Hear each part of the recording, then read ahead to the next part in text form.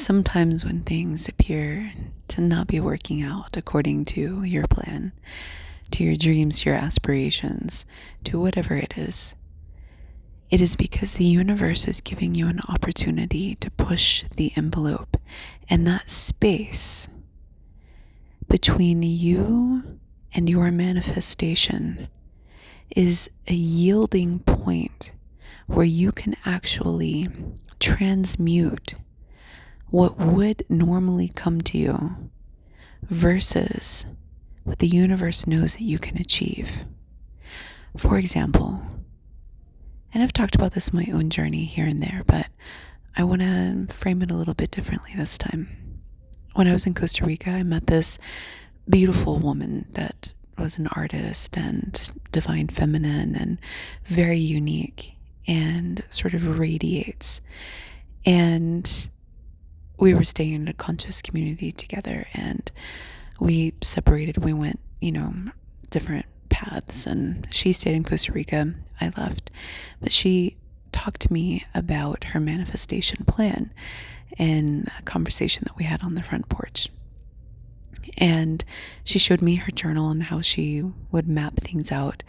And she was very well entrenched in the awakening journey, very into human design and educating herself on metaphysical principles, and definitely had drive in her. So from my perspective as an outside person, she had the whole package.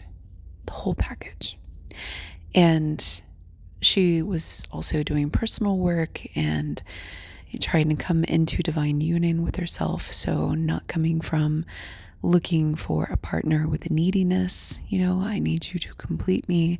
There's nothing wrong with that. That's a very valid journey that a lot of us have.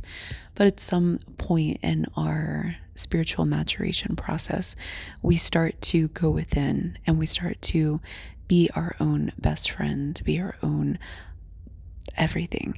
And that completion within is then what magnetizes a better partner, because then the reflection point that you are offering up to the universe to create your reality is one of where somebody else has also done that level of work. And instead of this desperation of, I don't want to be alone, I don't want people to see me alone, you enjoy being alone, and you're kind of like, this is where I'm at. I'm like, I like my alone time. And if I invite somebody into my life, then it's going to be consciously because they contribute something meaningful to my life, not because they fill an empty hole. There's a really big difference. It's like I'm looking for a compliment now and not just a desperation. And it's not really a desperation per se. I don't like that word, but it's like this vacuum no longer exists where it used to. And so this woman, this artist woman, also was on that journey, although she was working on it a little bit before I was. And so I really respected and I really admired her. So I was surprised a couple months ago when I saw on social media that she was crying out for help and asking for donations. And she was somebody that was very, very consistent about like making her art, showcasing it on various social media platforms, doing it in very creative ways, even had an exhibit at a festival, and things by all appearances seemed to be moving, right? But apparently financially things were not moving at all.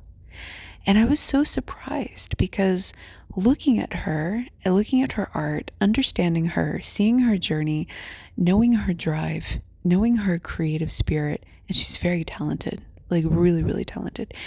And so I was like shocked because I thought, of all people, I did not expect that she would be hurting financially.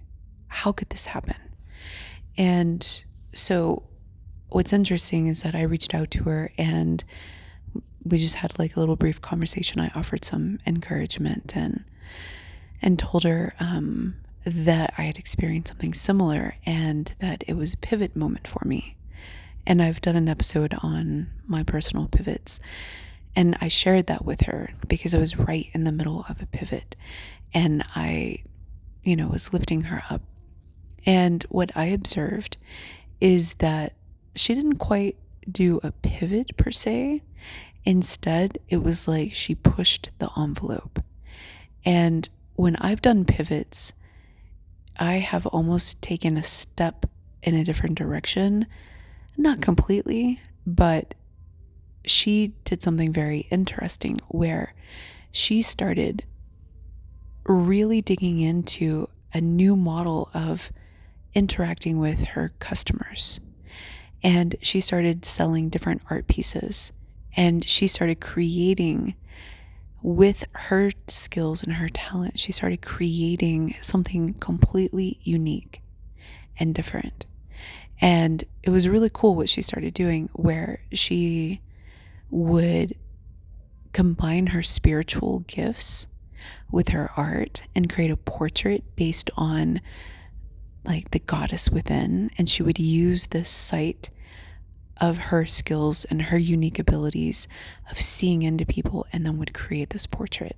And I absolutely want to get one when I can.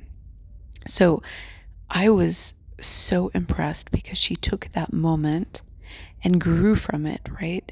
Not only to reach out to ask her support network for assistance, which is really big for a lot of people, but then she creatively expanded her vision and pushed herself to infuse the mysticism that was already in her art, but was subtly in her art. And now she started advertising it in combination with her art. And then she started doing more mystical things and more combination creations. I haven't checked on her recently, but I'm sure that she's doing great. The last time I checked, she had a dream come true where she had a studio that it was like this beautiful, beautiful studio that finally came into fruition. So the point is that sometimes you could have all of the pieces of the puzzle. You can have the full package. You can be exactly where you're supposed to be on the journey, and then things are not working out for you. And it's not because you're doing anything wrong. It's actually an invitation to push yourself even further outside of your comfort zone. I like to tell the clients that I work with in my reality shifting coaching that if you're not uncomfortable, then you're not growing. You're not doing something different if you're not uncomfortable.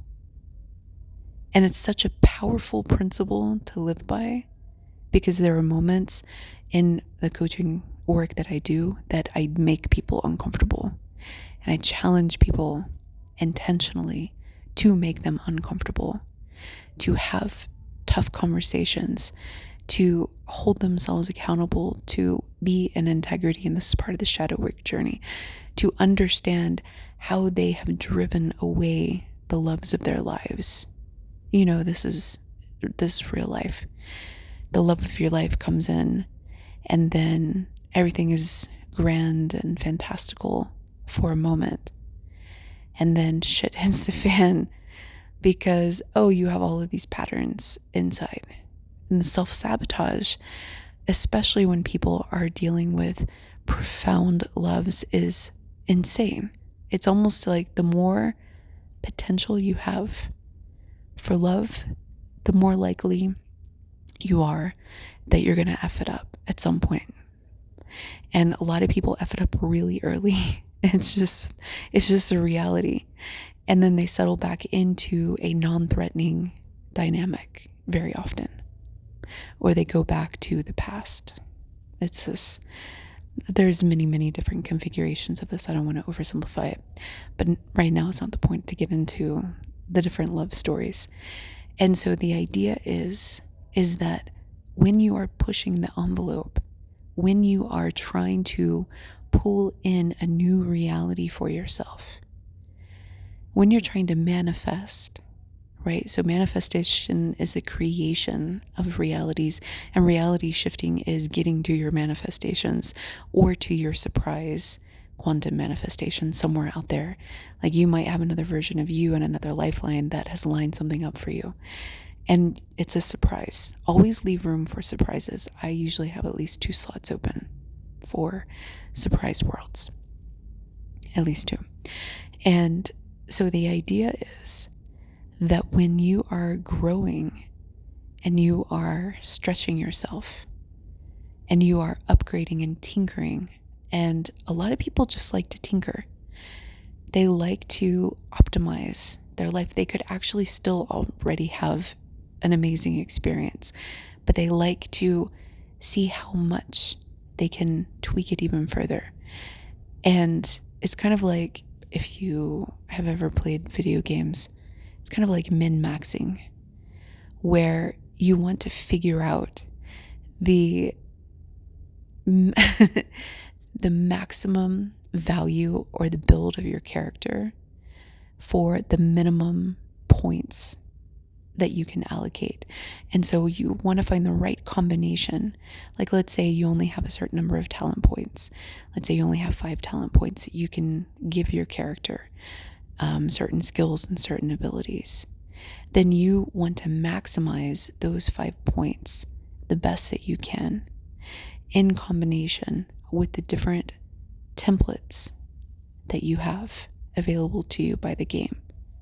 And so building yourself and building your realities is like that same principle of min-maxing, where you want to allocate certain attributes, certain energy directives, certain skills and talents in certain areas for the least amount of effort, pain, suffering, and challenge, and the most amount of happiness, fulfillment, sanctity, whatever it is that you're after. And everybody's after different things.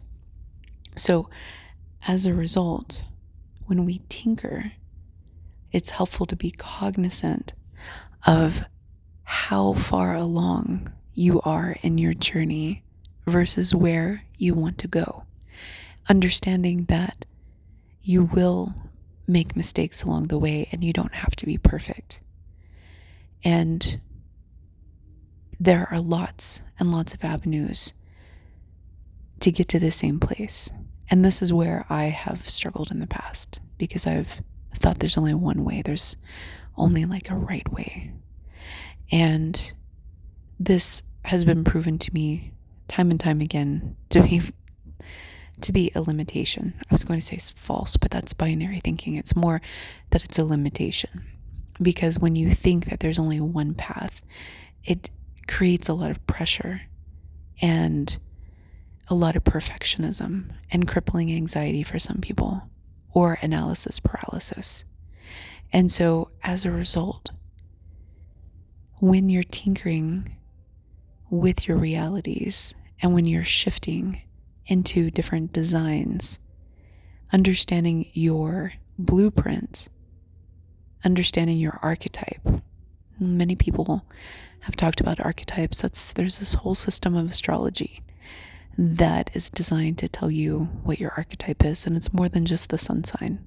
It's actually quite complex. Jung talked about archetypes as well, and the Myers-Briggs, and so on and so forth. Lots of different systems.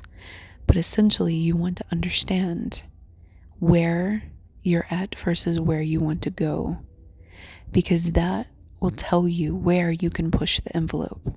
And if you'd like help with this, you can feel free to reach out to me, but you can also do this work on your own.